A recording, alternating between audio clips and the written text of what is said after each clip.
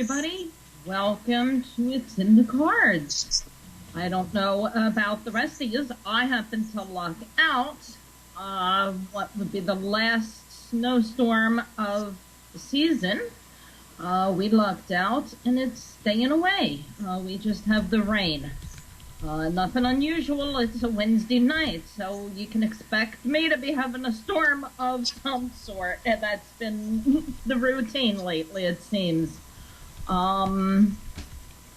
Also, I want to let everybody know that there's going to be a little switcheroo show upcoming. You're used to me doing the interviews here on It's in the Cards. I am actually going to be making a guest appearance where I'm the guest and I'm going to be interviewed. And that can be heard, and you can tune into that this coming Saturday morning. I am going to be a guest with Tarot Title. His show is found on Blog Talk Radio, and the name of it is Pagan Propensities. And that will be aired at 11:30 a.m. Eastern this coming Saturday, 10:30 a.m. for those of you in the Central Zone. It is a pre-recorded show. It's not going to be live, so if you have any questions you want to have asked of me, for the taping, I would need them by tomorrow because it's getting recorded tomorrow night, and I can pass them on to Title, and he can put them on the air and ask them to me, and you can get some of your questions that you're wanting to know about me answered.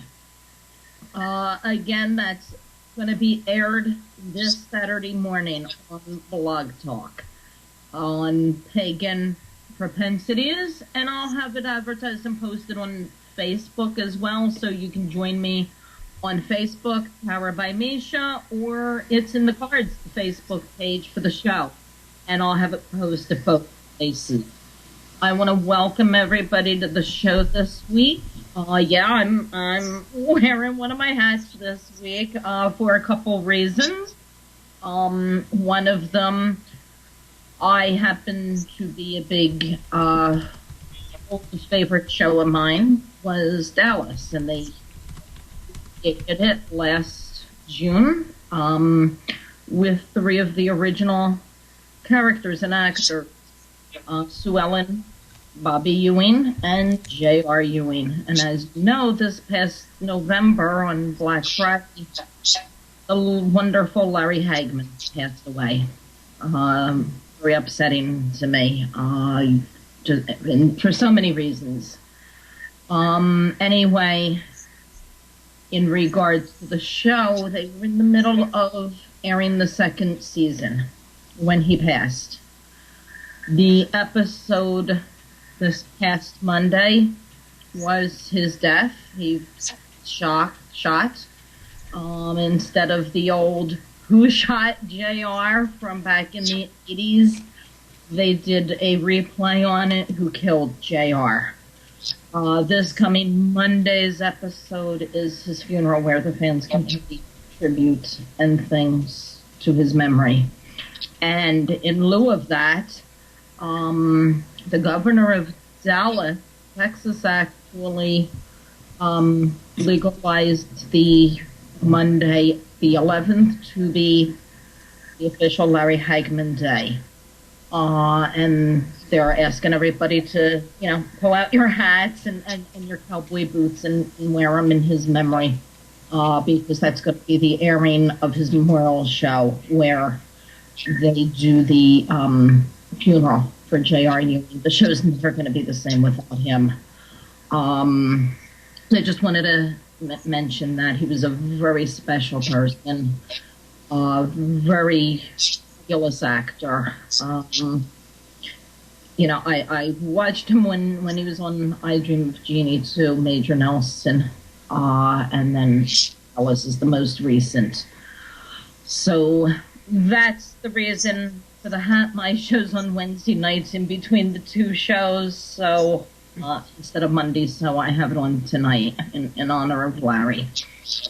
It's shown on TNT, so if anybody wants to see it, I'm sure it's going to outdo the amount of viewership that Who Shot JR did back in the 80s. He will be missed by so many. On that note, I want to introduce my guests for tonight, give you a little background on them. I have two guests tonight. I have Reverend Kathy Eichert Brown. She is the owner of Shooting for the Moon Spiritual Development Center. It's located here in Pennsylvania, in Stroudsburg. Kathy has a PSW in social work. She focuses on domestic violence. She's also certified as a master in aromatherapy, and she's completed Black Forest Seminary, a third-degree high priestess. She's an herbalist, and she's an accredited clinical hypnotherapist and neuro-linguistic programming. We have lots and lots to talk about tonight, and joining her is Reverend Skip Weatherford. He is a spiritual counselor with a healing approach. He has been doing numerology for 60 years and tarot for more than 50 years. He's a counselor for handicapped people, as well as a teacher and headmaster of a private school for troubling children, for therapeutic understanding. Tons of topics tonight to talk about and discuss, so I want to waste no more time and bring on my guests, Kathy and Skip. Hello. Hello, Hello. How are you? Good. How are you doing? Very well. Very well. And you lucked out with the weather more so than I did, because I got the rain, but you didn't even get the rain. We have nothing outside. Instead of the 6 to 10 inches they were talking about, we have nothing. Not even rain. You really got lucky. We had the rain all day, but it's been that annoying misty. We haven't had any like torrential downpours or anything. Yes. And the winds have been atrocious. Yeah, we haven't had too bad the wind. The wind has been fine. Well, you lucked out all the way around. We had a pretty good winter for the second winter in a row, actually. Hasn't been that bad. Yeah, it's been okay. Can't complain at all. So, Kathy, let's start with you. Your store's located in Stroudsburg. You're That's about, correct. I think about maybe 2 hours from where I'm at. Okay. You have a whole slew of things that you do. So what did you get started on way back when you got involved in all of this? Well, my formal training started when I joined Black Forest Seminary, and the first thing I learned was the tarot, and so that was my formal training. But I've always been intuitive all of my life, and I've been able to sort of communicate with whatever's on the other side, whether you want to call it ghosts or spirits or dead people. So I've always had an awareness. As my mother used to say, she's a little fae. So I'm a little fae. Now, did that run in the family, Kathy? I think on my father's side. On your father's side. So when you first started seeing spirit in real life, how did you know what it was? And that's, it wasn't like the boogeyman under the bed or, the monster in the closet scaring you. Well, they were never very scary. The people who came to me when I was young were entertainers more than anything. They danced and they twirled around my room. They were very friendly and very nice. I also had the advantage or disadvantage, depending on which side of the veil you want to look at, that my father passed when I was very young. So he actually made contact with me when I was an early teenager. And so I was comfortable with the idea of spirit guides, communication with the other side, piercing the veil. And I actually had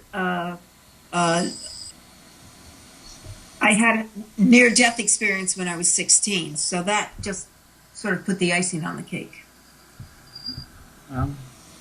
So you ended up with your abilities being stronger?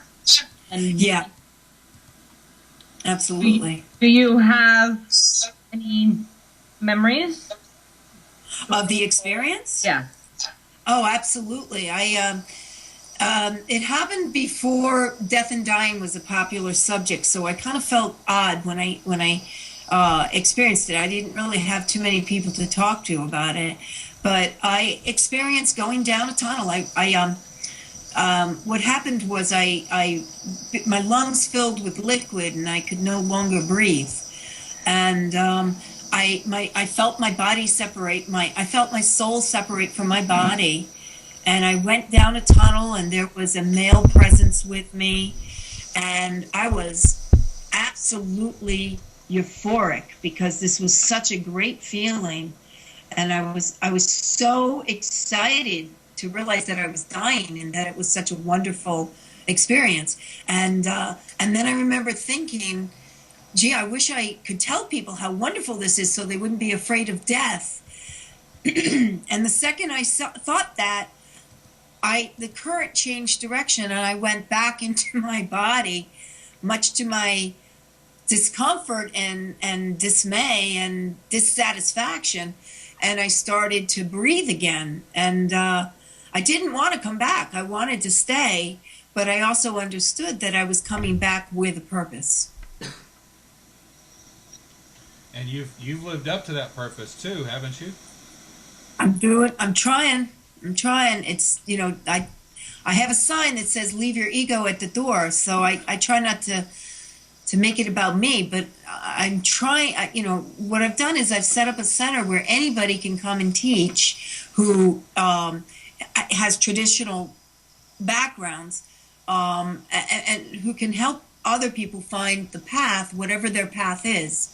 We believe in the law of one here, which means that we don't care what label you put on it. We're all going to the same source. And so we try to help you find that label that you're comfortable with. Right, and with Misha coming back, Skip, I did have a question for you.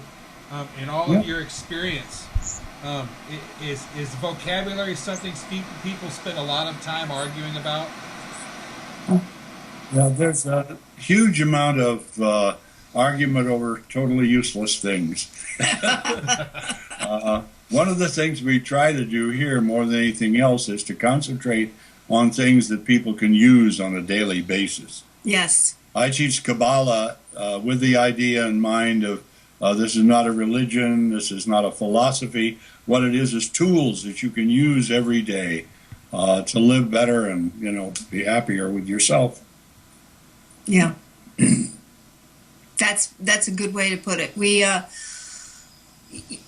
we understand that spirituality is a part of every moment of every day. That we're spiritual beings living a human life. It's not something that's unattainable or something that we have to work towards. It's something we already have. We just have to learn how to incorporate it and recognize it and be comfortable with it. And maybe the word rapport is a good way to put this. We build rapport between the conscious and the subconscious mind so that the higher conscious can be understood and worked with, if that makes sense. Does to me. Yeah. Skip, you been doing numerology for quite a long time, and tarot. Is numerology the first thing that you started with? Yes, it was. I was 15 years old. it happened. I was in Lincoln, Nebraska, where I was raised, and Johnny Carson used to run a radio show there at that time. And Johnny and a few of us used to get together and do magic tricks all the time. So I spent a lot of time in the library reading all the magic books, you know, Scarney on cards and Blackstone and the whole thing. Well, one day I drifted over to the other shelf, and there I was going from magic into metaphysics, and I picked up a book on numerology, and after working with it for a little while, I finally said, gee whiz, this is real magic. And that's what hooked me. So I've been involved with numerology right from the beginning when I was real young. And numerology, for that may not know it, is also one of the things that can be incorporated and used with tarot readings. Absolutely. Almost all of the other, Kabbalah, numerology, tarot, they're all what I call three maps of the same territory. You can interweave them and interlock them, and it's a very powerful addition to reading tarot to have a background in numerology. How did you get started with tarot? That's a funny story. I was in the Marine Corps over in Korea in 1951, and I was reading some numerology books one day. I worked the night crew, so I was in the barracks pretty much alone during the day. And an old sergeant came by and saw me reading these books, and he said, "You into that stuff?" And I said, "Yeah, Sarge, I am." And he came back about 20 minutes later, and he threw a deck of tarot cards on my bunk. And he said, "Here, my daughter sent me these. I don't know what the hell to do with them." And so that was the first introduction to tarot. So you taught yourself? I pretty much did in the beginning, and as I went along, I got sort of channeled toward Kabbalah, and then I ran into some teachers that I worked with from time to time. So over the years, it's been quite an adventure, and I have delved into a lot of different fields.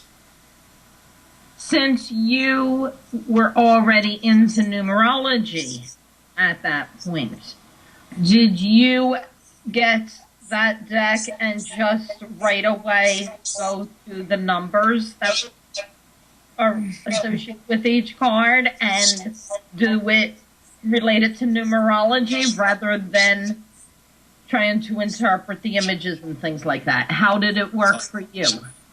It started with a pretty basic introduction to the way most people teach card reading, and it wasn't until later that I began to really realize how closely related they were. Good example, the number 11, the 11th card, essentially represents moving to a higher plane or enlightenment, and the number 11 itself is the number of enlightenment. So you can see it's sandwiched together. Yeah, okay. It's a master number, and it's also true of the other cards, many of them. 6, balance, family, that's the card of love. Yeah. Now we have a question in the chat room that is a very good question, because a lot of people, hear lots of different superstitions and beliefs with the cards, and that's one of the things that the question pertains to, that the first deck you get is supposed to be given to you as a gift by someone rather than you buying it yourself. And that was mentioned and asked because you stated how you got your first deck gift. It was actually given to you by somebody else. And, everybody has their own belief with that. Some people do believe that. I, myself, do not, because each deck isn't going to speak to each person either. You have to be able to enjoy the deck. You have to be in tune with the deck. It has to speak to you. But if, in fact, you would be somebody out there wanting to start out and you always heard that belief and you don't want to go against it, then the suggestion that I always give to get around that is find a deck that you're attracted to and drawn to and specify to whoever you want to gift it to you that that specific deck is the one that you want.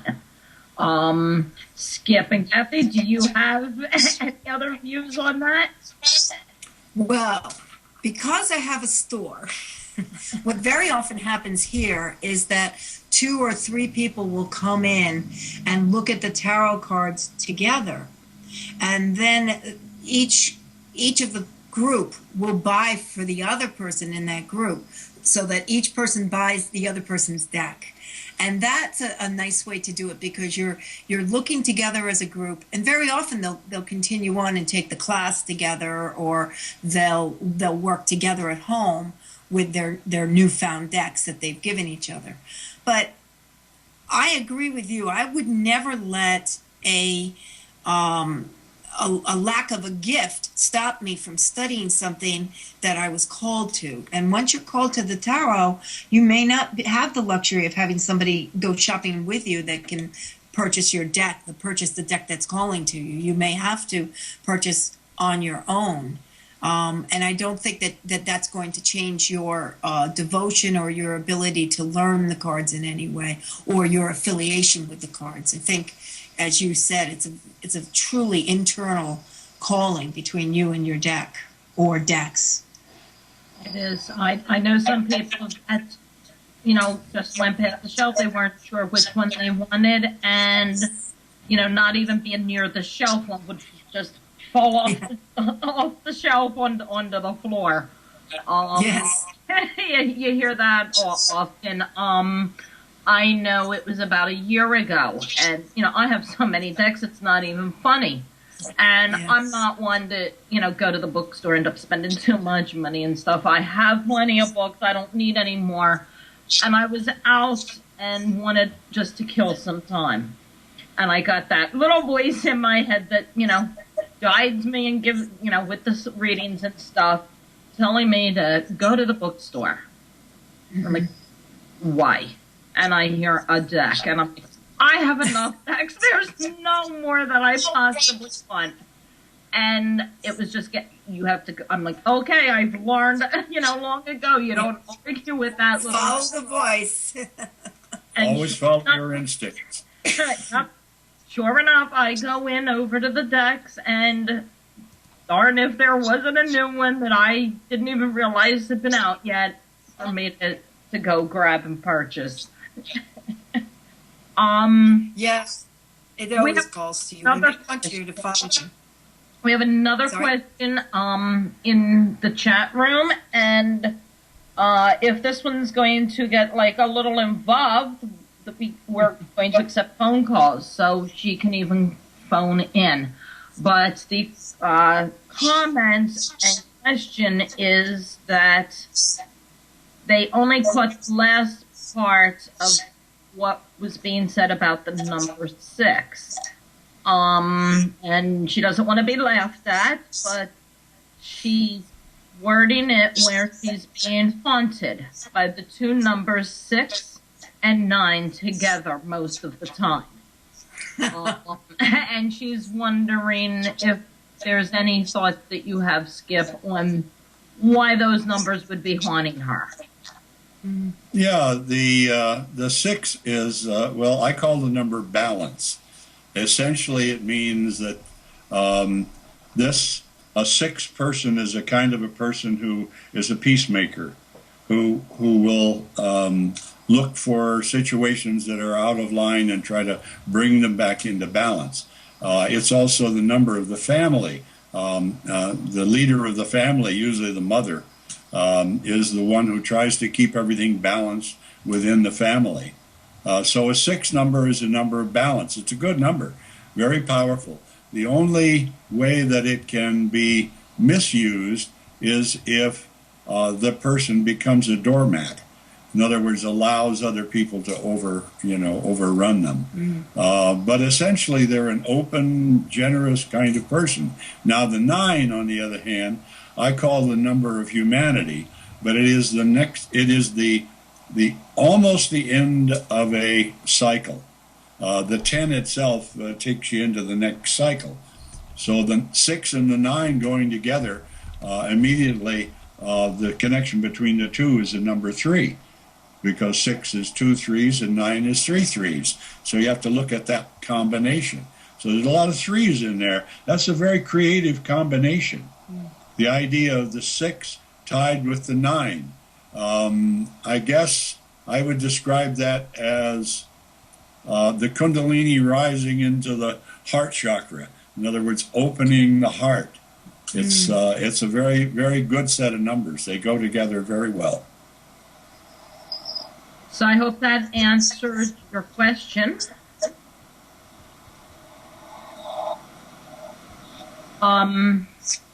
Okay. If you have, any further questions to add on to that, feel free and type it in the chat room. We'll be taking phone calls a little later, so you can call in as well with that. What, after all these years,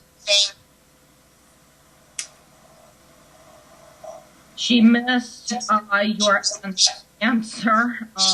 Her grandson hated her. So she was not at the computer. What was being explained was that 6 is a family number, and it's a number for balance, and the 9s are coming to a completion, the start of endings. 10 is the actual completion, and that 6 and 9 being combined is a very good combination there to have. Absolutely.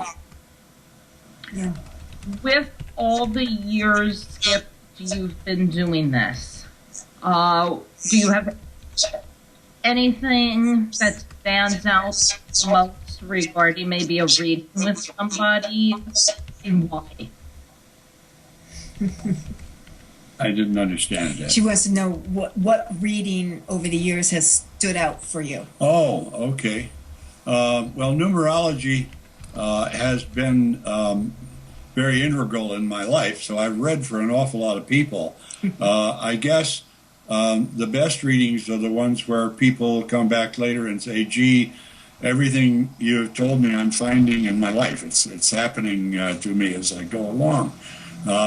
One of the best readings I think I ever did was for a woman who was quite upset with herself. She was out of sorts, feeling as though she were in the wrong place at the wrong time. And when I did a reading for her and explained what the numbers actually were saying, somehow it really clicked with her. And she immediately said, that's what I've been looking for. Now I understand.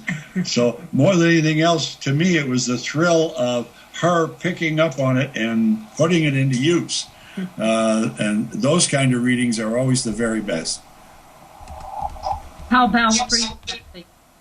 I have one of the strangest readings I ever did, and one of the funniest. Even though I'm sure it wasn't funny for the gentleman in question. I had a woman come to me, and she didn't tell me what the question was, but I laid the cards, and I saw death. Not the card death, but death was in the reading. But there was no emotional connection to it. And I was confused, because usually when there's a death in somebody's life, they're upset in some level. So I gingerly asked her, and she started to laugh and cry at the same time. And she said that she had come to me 2 days earlier intending for a reading, but we had had a snowstorm, and she wasn't able to connect with me. And she wanted to know how her blind date was going to go on a Saturday night, one night earlier than that. And she had tried to come on Friday, and she couldn't get connected with me. So she went on the blind date, and the man died during their meal. God. And it came out in the reading. And of course, there was no emotional connection because she really didn't know him. But the man had died, and it was right there in the reading. And it was such an interesting reading. And she had originally intended to come before the date. She wanted to know how the date would go. So that was my most curious reading of times. Wow, that sure was. We have another question in the chat room, and the question is, do the two of you do tag team readings ever, or do you just do your own individual readings for your own clients? We've done back-to-back readings. We've had, every once in a while here, we do a Day of Discovery where people can buy coupons to see do different readings from different people. And we'll have about 5 or 6 readers, and we'll give them a discount if they purchase all 6 readers. And they have the opportunity of going from reader to reader to reader and then they get to compare notes at the end of the day. And we, of course, don't know what each other have said. And that's been quite popular in this area. But for 2 readers to sit down, I don't think we've ever done that, have we? Not really, but I did a reading for a woman here one day, and she did not like what I had to tell her at all. She was very upset with me, and when she walked out the door, the fellow who was downstairs said she didn't look like she liked her reading. And I said, well, that's true, that she did not. And then later, Kathy told me she had done a reading for that same woman and told her the same thing. And she didn't like me either. You obviously didn't tell her what she wanted to hear. Right. Yeah, that happens quite a lot. Must have been over a man. I've never done tag team readings, but when we open up the phone lines, we'll be doing 3 That sounds great. Yeah. tag readings. Definitely do it. So you'll get We used to run a tarot circle here, and when we had several people around, we would lay out cards, and each person would bring up a new card, and we would be reading for an individual person at the table. And each of us, by turning the card, would add something to the reading. And we got some interesting readings that way. Yes, that was really interesting. Yeah. It was kind of like the game of telephone, except in a 10-card spread or a 20-card spread, depending on how many people were in the group. That was pretty fun. That would be fun. Yes. And accurate, amazingly accurate. Yeah. Now, how about you, Kathy? We heard Skip's story of how he got started with the numerology and with the tarot. And we heard you with your discovery of being able to see spirit and communicate with them. How did you evolve into tarot? Well, I found tarot to be such a fun and in-depth way of exploring meditation, using it. I love to do path working with it. When I combined the tarot and Kabbalah, I found that tarot was such a great tool to help me understand some of the paths that I didn't quite know before them. I found the imagery of tarot to be very easy to work with, and it absolutely spoke to me from the moment I the first time I did a reading. I got a nice in-depth reading. That's even with holding the book in my hand and thumbing through the instructions and the interpretations, and I still got a very accurate reading, and I was just thrilled. Absolutely loved it. It's my passion. Well, we are going to take a break, and when we come back, we will open up the phone lines for the viewers to call in with their questions that they have for either of you or both of you, or if they would like a short 3-way tag read. We will be doing that. And we'll be discussing some of the other things that you both do, like the herbology and additional things as well. When we return, we'll be right back. Don't go anywhere.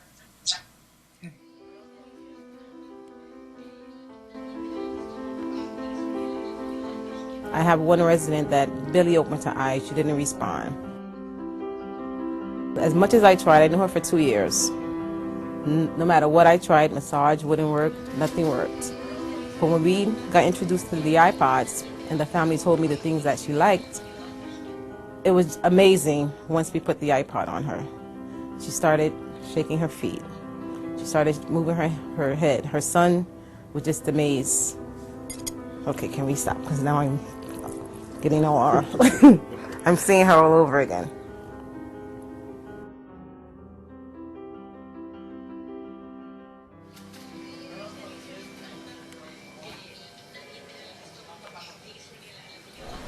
Hi, Papa.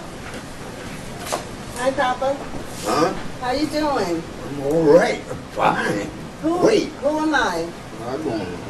Wait a minute. I don't know. Okay, it's Cherry. How long has he been in the nursing home? Approximately 10 years. He was having seizures, and my mother couldn't handle him at home. Of course, it affected me greatly because he was always, fun-loving, singing, every occasion he would come out with a song, no matter where he was.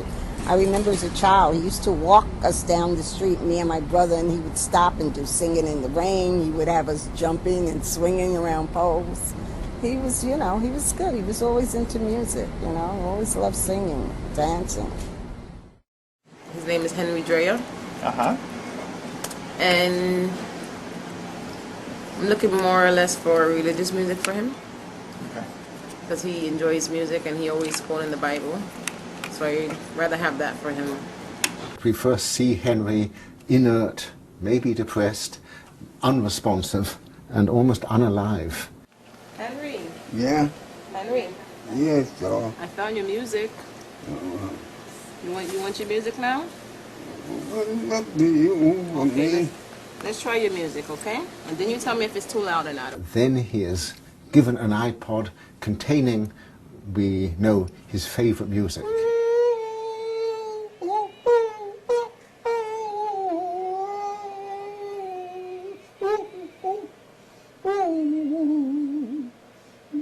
And immediately he lights up. His face assumes expression, his eyes open wide. He starts to sing and to rock and to move his arms, and he's being animated by the music. And he used to always sit on the unit with his head like this. He didn't really talk to much people. And then when I introduced the music to him, this is his reaction ever since.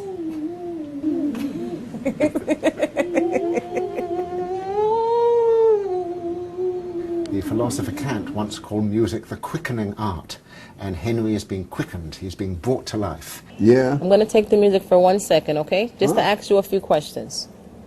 Okay? I'm going to give it back to you. Uh-huh. Okay. The effect of this doesn't stop, because when the headphones are taken off, Henry, normally mute and virtually unable to answer the simplest yes or no questions, is quite voluble. Henry, Yeah? do you like the iPod? Do you like the music you're hearing? Yes. Tell me about your music. Well, I don't have one, I mean. Do you like music? Yeah, I'm crazy about music. You play beautiful music, beautiful sound. Beautiful. Did you play music when you were, did you like music when you were young? Yes, I went to big dances and things. What was your favorite music when you were young? Well, I guess, Cab Calloway was my #1 band guy. I liked it. What was your favorite Cab Calloway song? Oh, I'll be home there for Christmas. Oh, you can count thousand plans on me, with plenty of snow, mistletoe, present wrapped around your tree. Ow! So in some sense, Henry is restored to himself.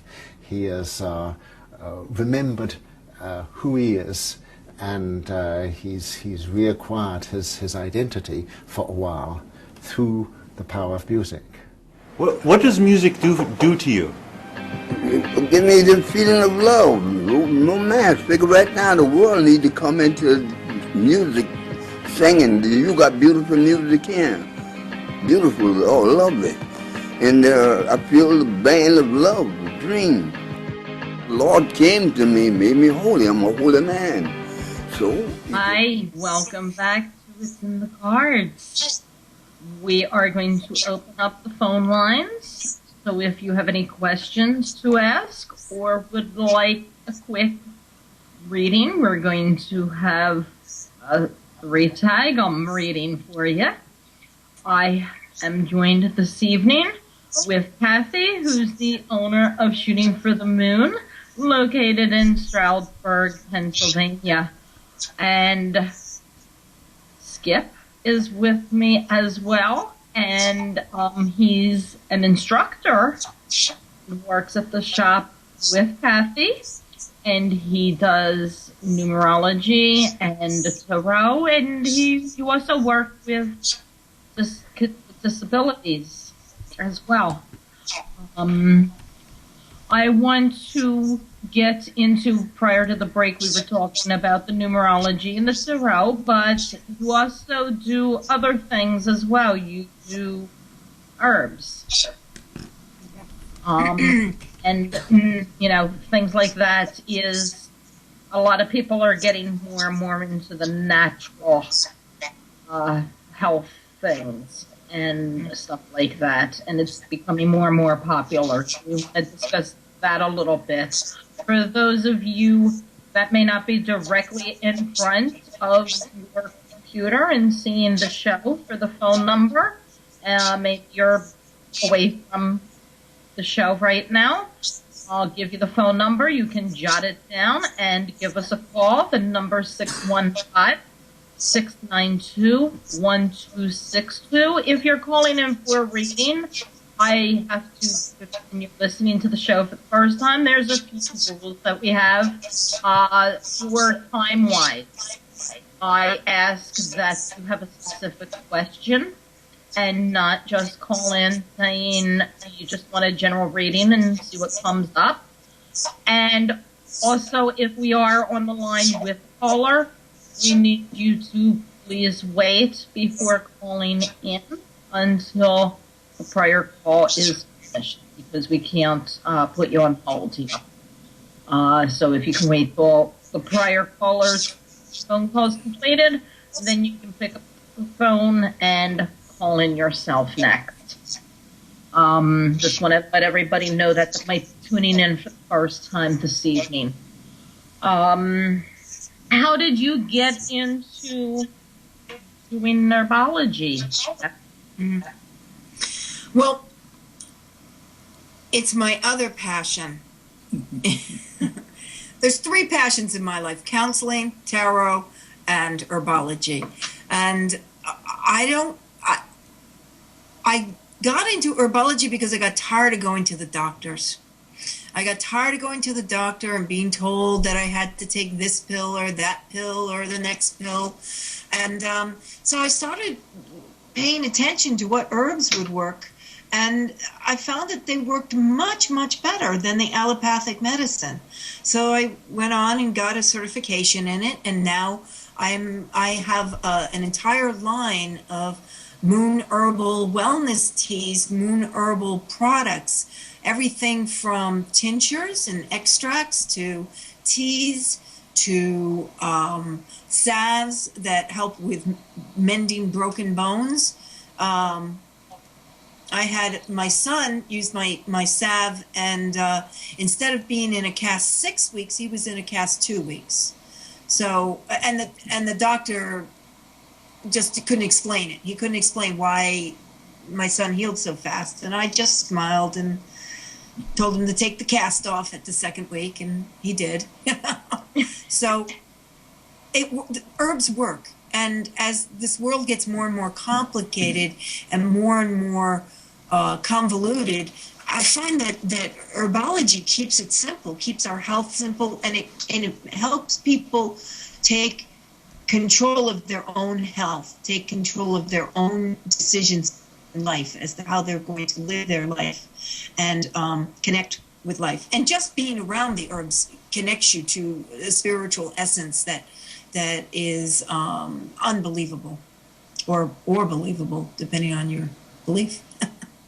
Now, is it true that just like with the prescription drugs, some of them can't be intermingled? Is the same hold true with the herbs? Yes. What I use herbs for, when people come to me and they have specific medical conditions, what I will usually do for them is give, of course, remember, I'm not a doctor and I'm not prescribing, and I have to make clear of that so that nobody comes knocking on my door and trying to arrest me, you know.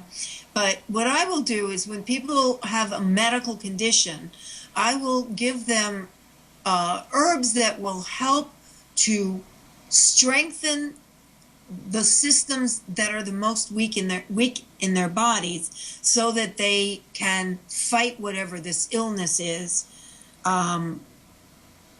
with a stronger foundation. Herbs are wonderful because they are tonics to your body.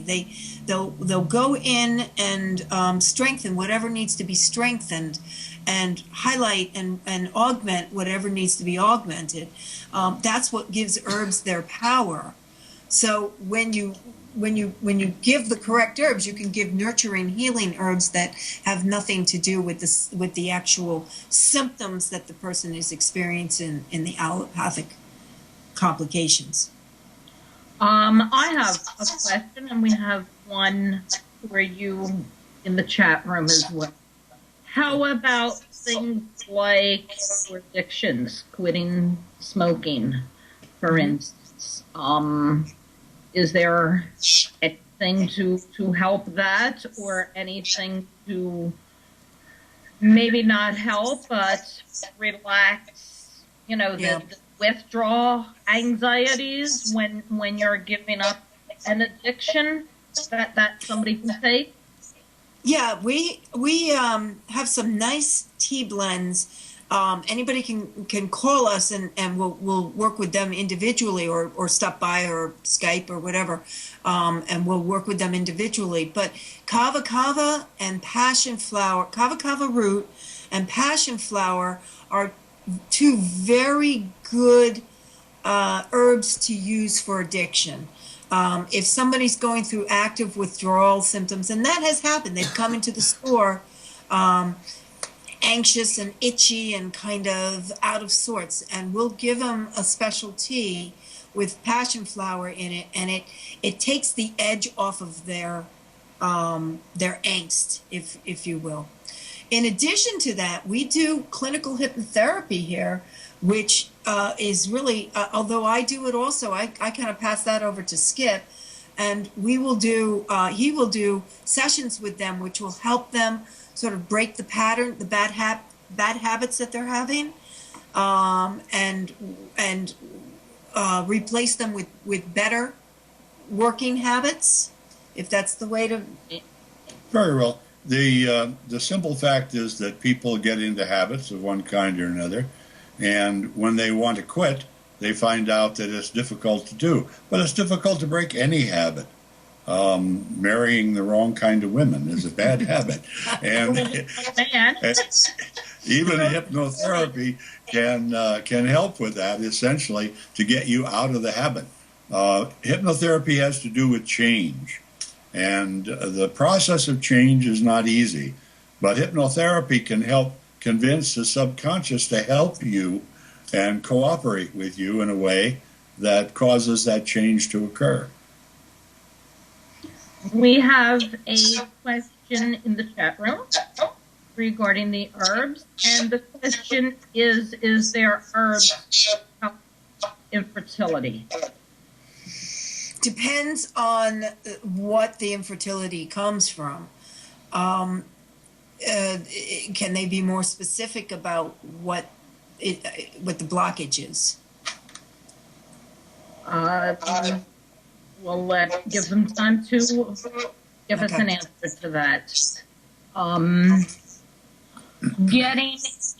Since you mentioned the hypnotherapy,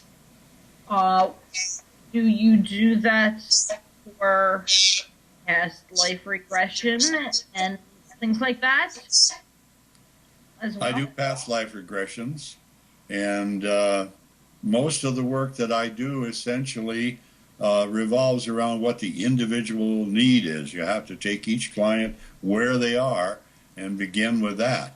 In many cases, one of the strongest things that helps solve problems is forgiveness. Getting them to forgive, the things that they've been carrying with them so long. Letting go of all the old frustrations and all the old guilts that they carry with them. That's absolutely useful in almost any kind of therapy. And in hypnotherapy, we have a direct approach to that.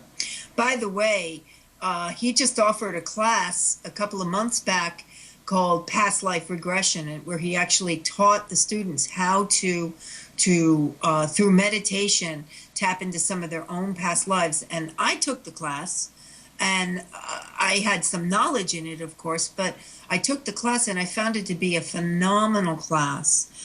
So it's something I highly recommend to anybody. We'll be offering it again in the upcoming months. But it was a phenomenal class because it not only got you in touch with your past lives, but it got you in touch with your whole being, your past, present, and future. What if you're someone that finds meditation very hard to do because you're just not a person that can still the head and still all those things floating around. To do it, like you're saying, the class to do it yourself, that would be very hard to do, I imagine. Well, I think people think that meditation has to be sitting in lotus position with your hands at a certain position, going om and being absolutely still. I'm not that type of a person, so that kind of meditation never worked for me. What I found worked for me was things like repetitive solitaire on the computer, something to keep the conscious mind busy so that the subconscious could quiet and still itself and go off and do something. Taking a walk in the woods was a meditation for me. There's things called active meditation that are just as effective as sitting still in an unusual position. And so we teach all of that too. We help people find the meditation that works for them. Dream incubation is another technique. Yeah. That's how I have learned about my past lives. And learning to incubate dreams will bring up information which, give an example. Back in 1965, I first had a dream that puzzled me, and I had no idea what it was. And I kept working on the dream incubation and asking for more information. And over the next, until about 3 or 4 years ago, I was still getting dreams about that past life. Mm-hmm. It came in chunks, and it was not in order. And I had to remember or write down everything that I dreamed and then put it all into a continuous story by the end of it.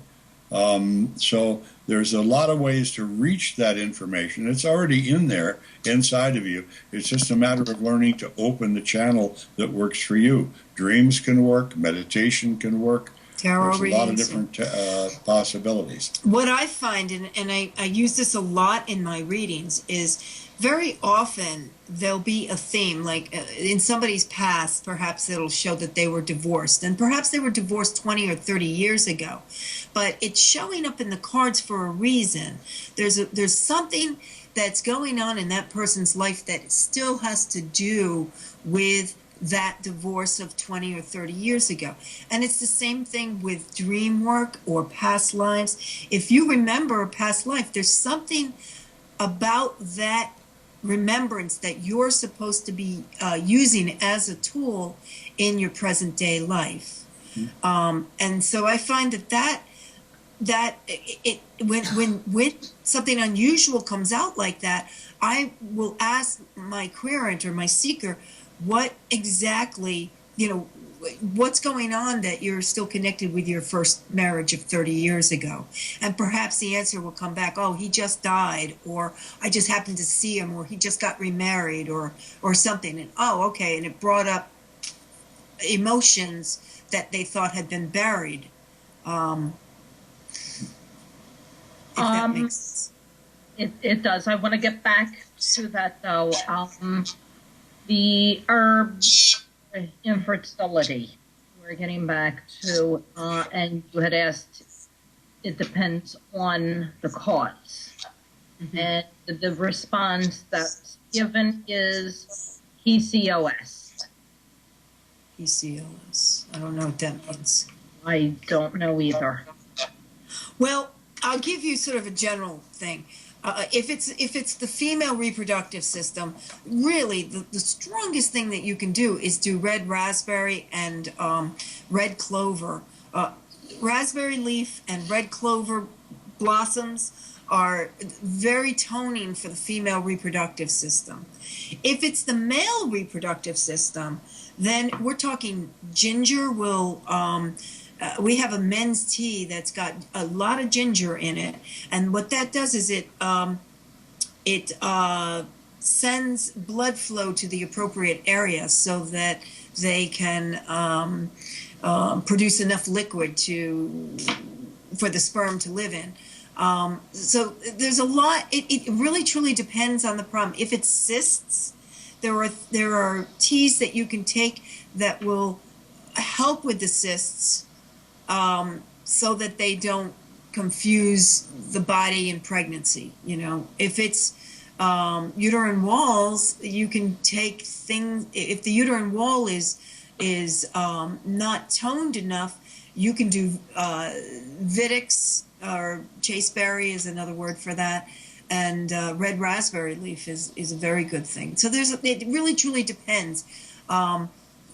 On the individual as to what they want. The best I could recommend is either they email us or they call us or they connect with us in some way, and I will work with them individually on that answer. I know that she is very stressed out as well. She does nothing but, think about it and get upset. And I know I've personally, told her on the show and in private contact that, it's easier said than done in anything to relax and chill and just forget about it. But, when you're stressing that much over it, stress does a lot to the body that we don't realize. It affects our, menstrual cycle. It affects hormones. It affects everything. Every single thing there possibly is. It comes out mentally, emotionally, medically.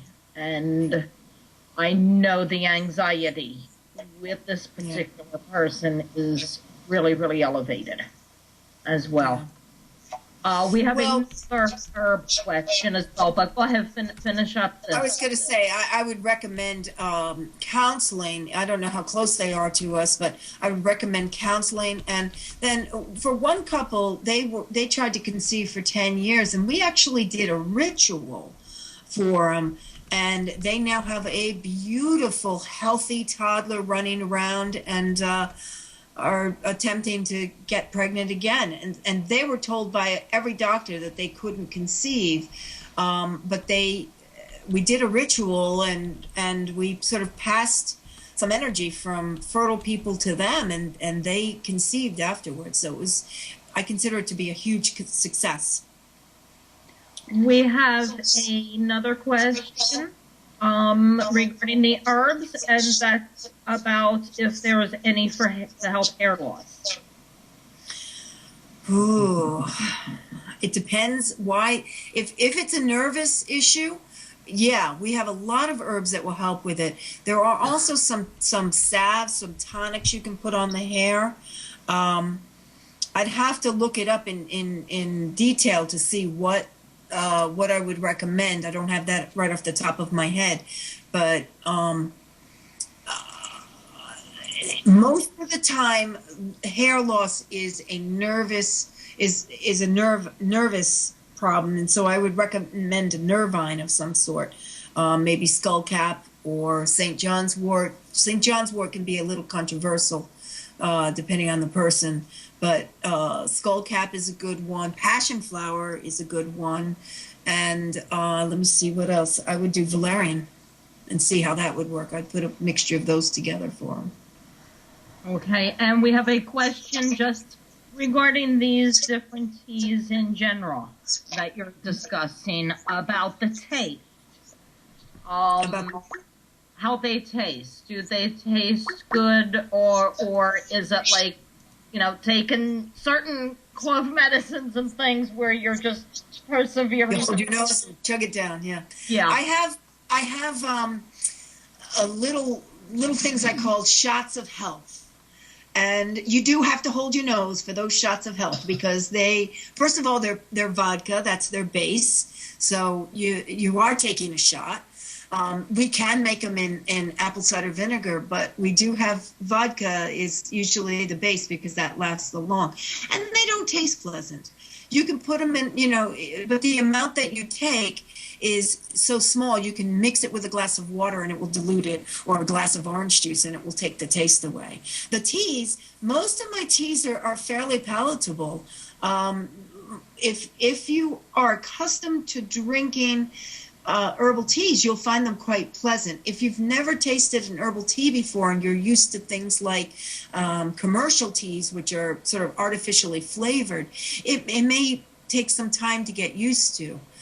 The biggest issue people have is that we don't encourage them to use sugar, because sugar negates the energy of the herbs. They can use honey, but no sugar or sugar products, certainly. So honey is the only thing they're allowed to put in there. And sometimes that's an adjustment for people who are accustomed to drinking their teas and coffees with sugar. Well, I'm not a soda drinker, so sugar's a big issue for me. But we have a caller on the line. Yes. I believe it's Sandy. Yes. Hi, Sandy. This is the woman that was asking in the chat room about the infertility. Okay. Hi, Sandy. Hi. I was just wondering if there's like any herbs out there for the polycystic ovary syndrome. There are. I could run downstairs and look in my recipe box if you'd like me to very quickly. Do I have time to do that? No. Yeah. No. Yeah. Okay. So I'll let you go on to another question, and I'll run down and get my reference book. How's that? I have a recipe that I can give you for polycystic. Okay. All right. I'll be right back. Okay. All right. While she is doing that, Skip, hi. I want to discuss with you, because you work with handicapped children, correct? I have in the past, yes. And I worked with mentally retarded, and I worked with people who were considered troublemakers, you might say. A lot of the kids that were in the school, which I was a teacher and headmaster with, were kids that were very troublesome to their parents. And we had a way of dealing with them which allowed us to regularize them and get them paying more attention to themselves than they were before. And when they're away from their parents, this was the big part of it, they can't manipulate their parents. And the people we had at our school were not too manipulatable. We tended to understand the problems that they were facing, and were able to work with them and get them, to a point where they could go back into society without being so disruptive. Did you find that a lot, because nowadays it's so common with more and more kids are being diagnosed with autism or ADD or whatever other abbreviations are out there. Did you find that for the most part, the kids that you had like that probably would have been diagnosed and put on meds for those things, but that's not what the actual issues are at all? The meds are very spotty. Some people claim that they have, they have helped. Essentially, we did not depend on them at all. But essentially, to give you a quick idea, in our school, everyone had one vote. And every night there was a general meeting. And no problems could be brought to an adult or to anyone else except at the general meeting. And for the solution to any problems that arose, it was the whole group that decided. So we were using what would normally be called peer group pressure, and we were putting it into a highly democratic structure so that somehow or another this changed the pattern and allowed the kids to interact with each other on a level that they couldn't in the normal public school system. The result of it was that the kids disciplined each other as much as anything else. We refused to discipline. We said, no, we're advocating our rights as adults. We're here just as another child. What was the age? What was the general age group that you worked with? I'm sorry, the age group? Yeah. Oh, we had them from 4 years old on up to 35. These were a wide variety of people, and essentially our approach. Well, if you really want to know about it, there is a school in England called Summerhill School, and our approach was based on a lot of the theory of Summerhill School, and you can look that up on the web and get information about their philosophy and how they worked. Kathy is back. Kathy, or you have? Yep, she has some herbs for you. I would recommend Vidix, which is also known as chaseberry. Very good for polycystic ovarian situation. Saw palmetto is another one, and milk thistle seed. And because of the way they are all created, you would make a decoction out of that, which means that you would take the three in equal parts, you would put them in a pot of water and bring them to a slow simmer, and almost like you're cooking shrimp, just a very low simmer for about 10, 15, maybe even 20 minutes, pulling the nutrients out of it, and then remove it from the heat and drink the tea. You can also do something like that, put it in a jar or something, leave it in your refrigerator, and then just take a swig of it as you go by the refrigerator. It will keep for a couple of days. But those are the three that I recommend for you. What exactly would it do? I mean, drinking it. What it's going to do is make your uterus more susceptible and more baby friendly, basically, and it's not going to get rid of the problem, but it's going to sort of make a compatibility there, if that makes sense to you. Yeah. It's going to work around the problem, work around the symptom of the problem, it'll tone the uterine walls, strengthen them so that they won't be weakened by the cysts that are constantly irritating. And cysts are on the ovaries, correct? Yeah. Yeah. So it's going to just strengthen all of the muscles, all of the walls, so that so that a fertilized egg has a better chance of getting down to the uterus.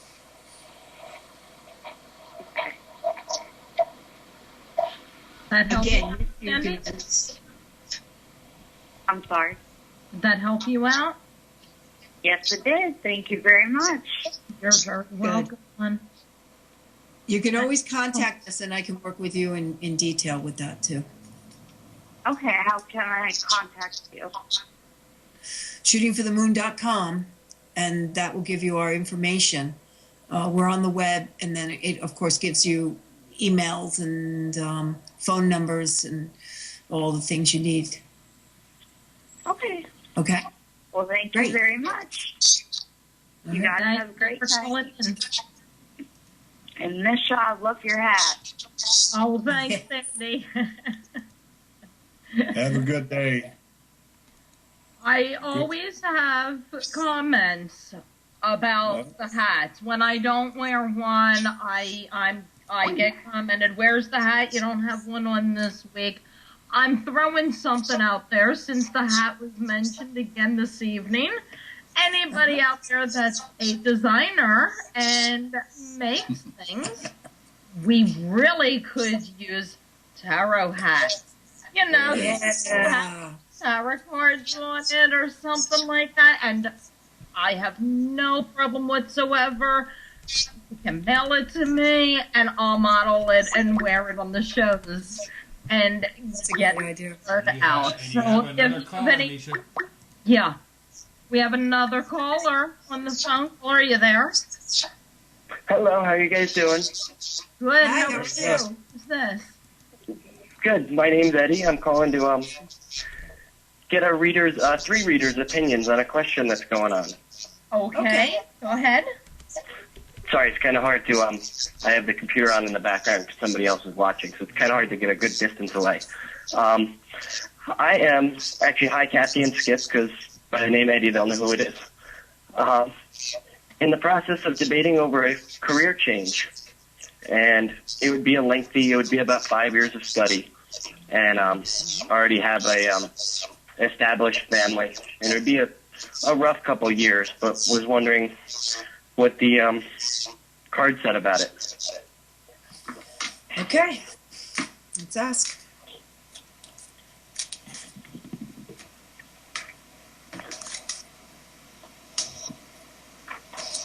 Oh. Yep.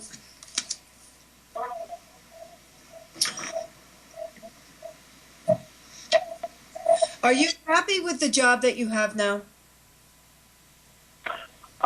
For the most part. I mean, it doesn't make my life miserable. It's, I'd like to just have our family be able to do a little better and just be a little more secure.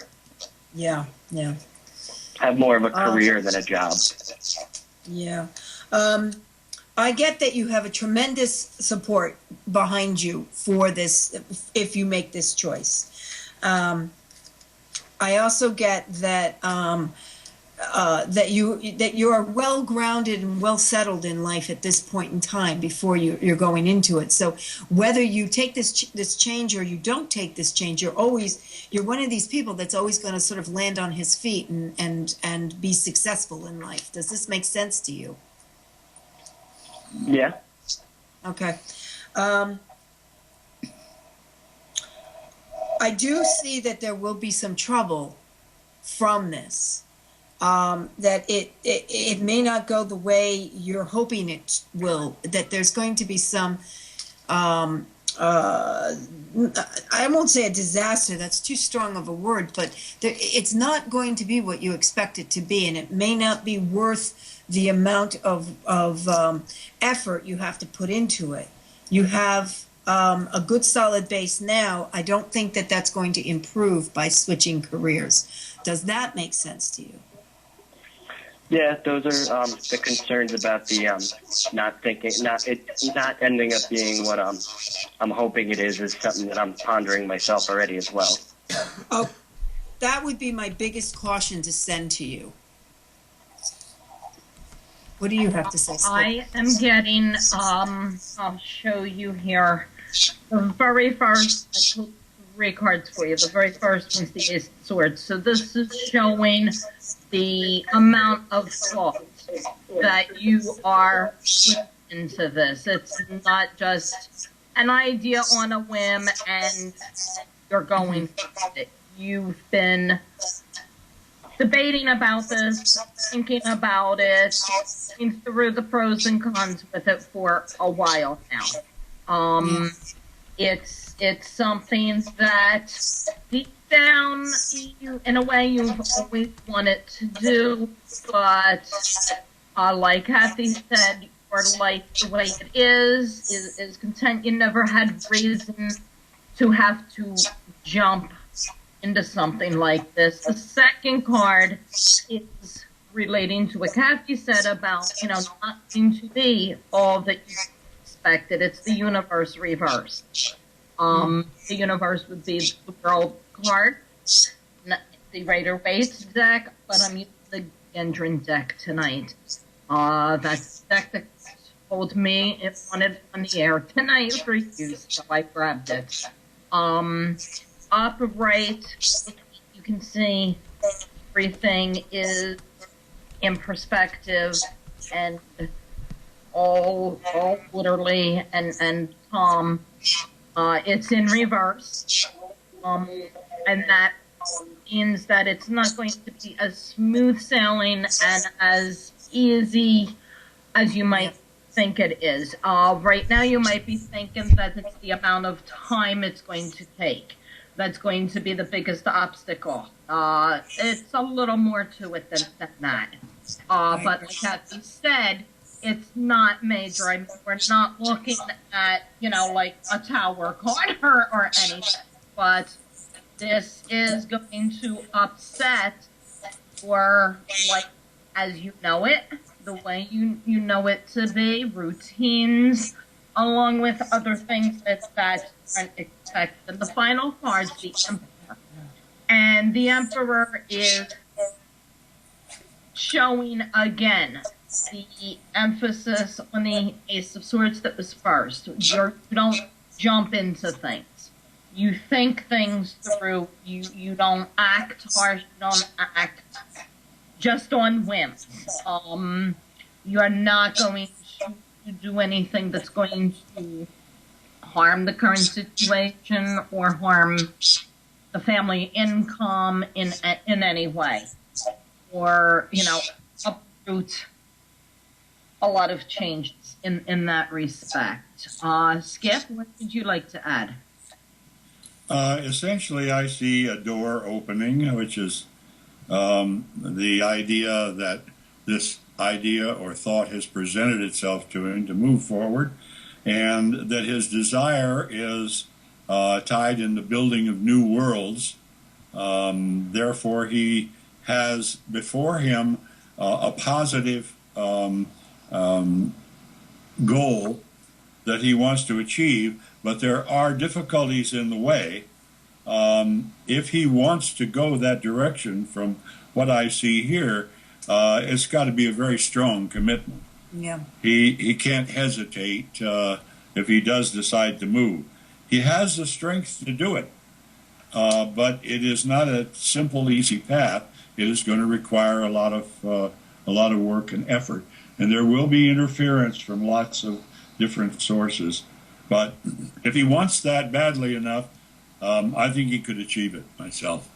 I agree that he can achieve it. I do think that there's some heavy obstacles in your way, and you need to be aware of that. Is the timing correct? Is this the right time in your life to be dealing with such obstacles, or should you wait a little bit until you're even more stable in the physical world, if you want to consider it in Malkut? If you decide to go, you got to have nothing but that in mind ahead of you, and you have to no distractions. Believe. Yeah, and no distractions. You really have to believe. And I need to throw something else out there as well to you, Eddie, because instead of that little voice in the head, I got an internal reaction that I always get when I'm in the middle of making a decision about something that's important. So, because I got that strong reaction and I know what it means to me, I need to throw it out there to you. It doesn't mean it necessarily applies to you, but it needs to be said. I've noticed over and over again myself, when something comes along, if I am going a certain length of time debating and I can't decide, there's a reason for it and I'm not supposed to go ahead with it. Whether it's because it's the wrong timing, as Kathy and Skip pointed out, or some other reason. There's, for me, I get an actual, almost, I don't want to say physically ill, but there's this internal feeling in the stomach that I get. And I know there's a reason I'm hemming and hawing on this. And even though it feels like the right thing, it might be what I want. That little inkling, this doesn't feel right, this feels off, is what keeps me questioning it and ends up that I delay for later time, or I delay and find out I wasn't supposed to go that route to begin with. So I don't know, you know, in regards to you, everybody's different.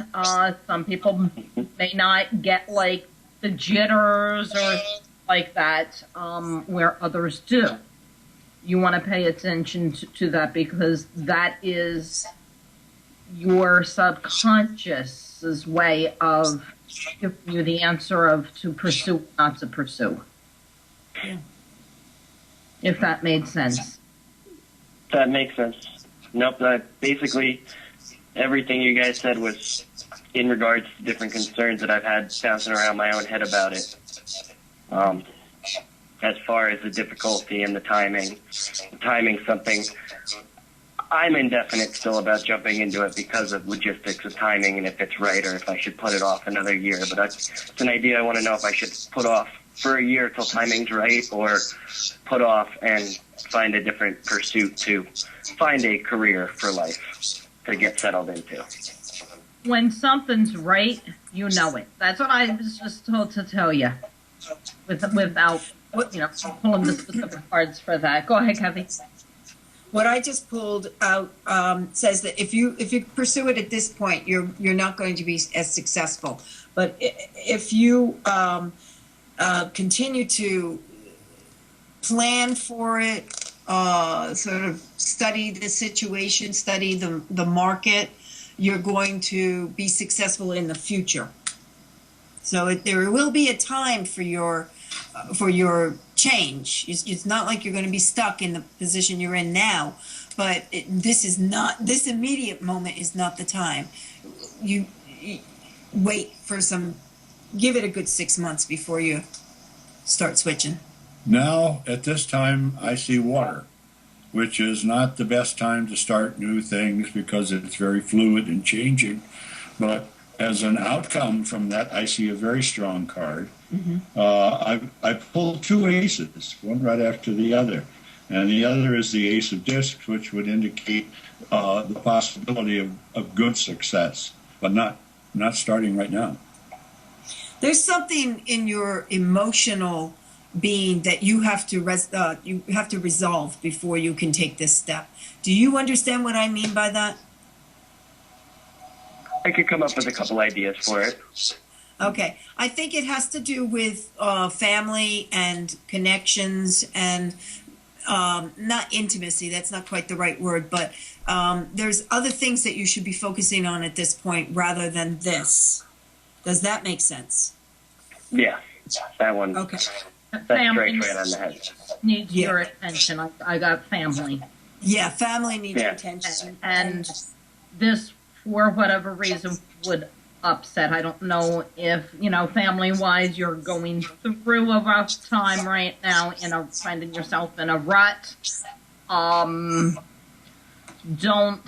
Don't look, if that's the case, Ed, don't look at this decision as being the resolution to what's Right. going on in your personal life, because it's separate issues. Don't look at this also as a distraction. You know what Misha was saying. Don't look at this as a distraction either, to take you away from your personal connections. Okay. Okay. What was your name? Eddie. Eddie. Okay, Eddie. Blessings on you. I hope everything works out on this. All right. Thank you very much, guys. Thanks for calling and joining us tonight, Eddie. You take care. All right. Good night. Good night. Well, we are running out of time here. We have to wrap it up. So to give us enough time, what do each of you, if we'll start with you, final words, final advice for people, what final things would you like to throw out there to everyone?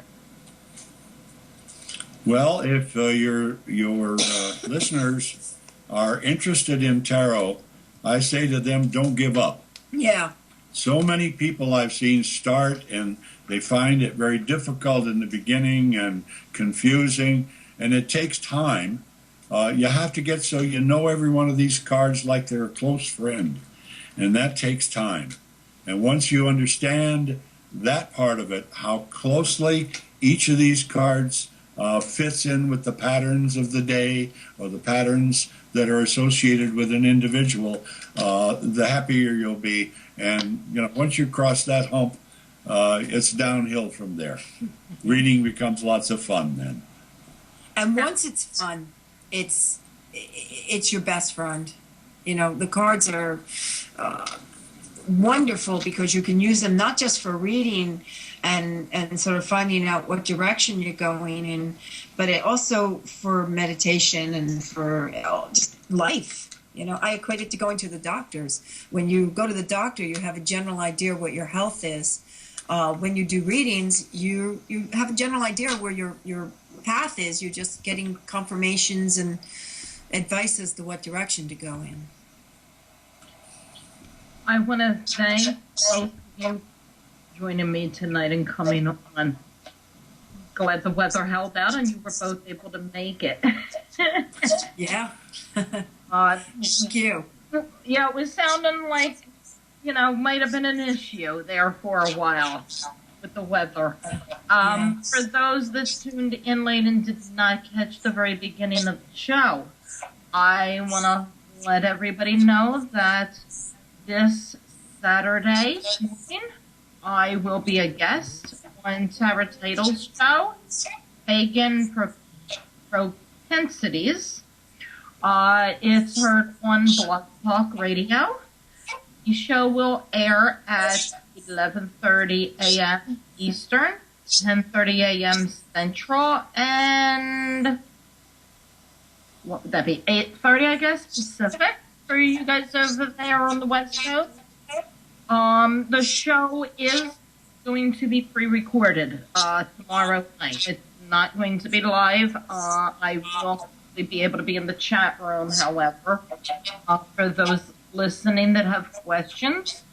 But if there is, you've been tuning in each week to me and, don't get to hear much about me and my stories and things like that, if there's any questions that you have regarding me, what I do, or anything else, feel free and email me or get a hold of me on Facebook with any kind of questions that you would like to possibly have asked and aired on that show. I would need it by tomorrow afternoon, though, so I can get it over to Title, since we'll be recording tomorrow night.